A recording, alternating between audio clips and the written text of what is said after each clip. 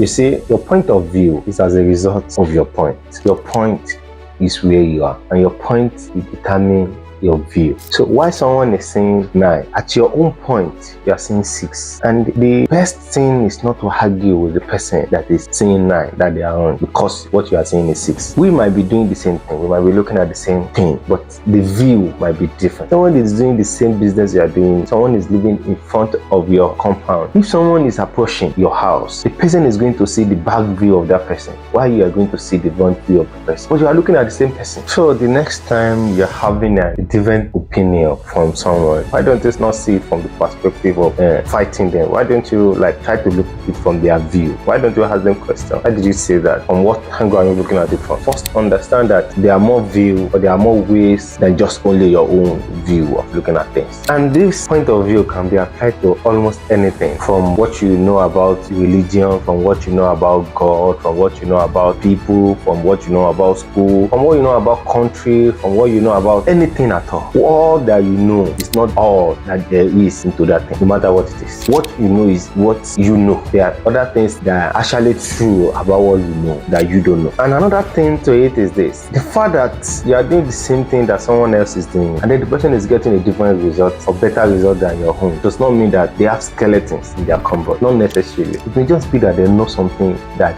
you don't know, and you never can tell. They might be willing to share if you ask the right question. So if only you can ask them, let them point you to the view they are looking at it from, how they are doing their own, maybe you might have a different result as well. The main thing I want you to know is this: with this point of view, is that you are right does not mean that others are wrong. And here is the thing that you should just know: if somebody is saying 9 while you are saying 6, and you know that saying 9 is going to give you a better result in what you are doing, instead of you arguing that it is not possible, it is not 9, why don't you go and ask the person to show you their view, so that you can see it as 9 and improve your own life as well? Do you need to blindly argue that? Just do that. Ask them, okay, well, how come? How do you see it as 9? Okay, from which angle are you looking at it from? How do you do it? Then get explanation and better your life. And if seeing it as 6, it is what is working for you, then why do you need to bother yourself about proving a point that there's no other way to see it? If other people are saying 9, and then you know that their point of view is not giving them the result that you are getting, and you're okay with the result you're getting, it's fine. Keep your point of view, keep going, no argument. That being said, now let me tell you my own point of view when it comes to life. My point of view about life is this: life is first meant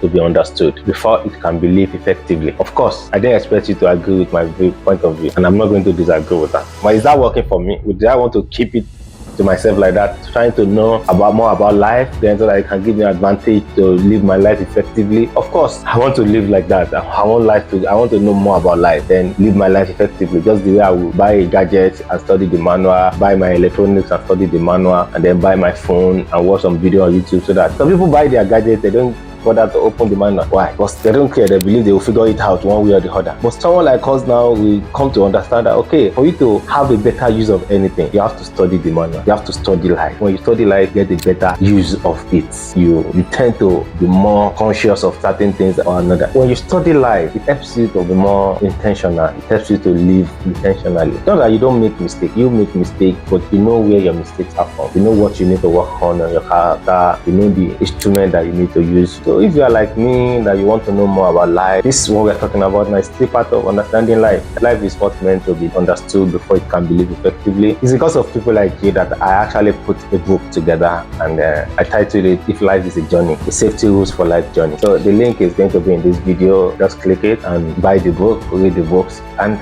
be more intentional about your life. My name is Olumai, and I'm your author of "If Life is a Journey, the Safety Rules for Life Journey." Buy it, read it, and let's meet at the top.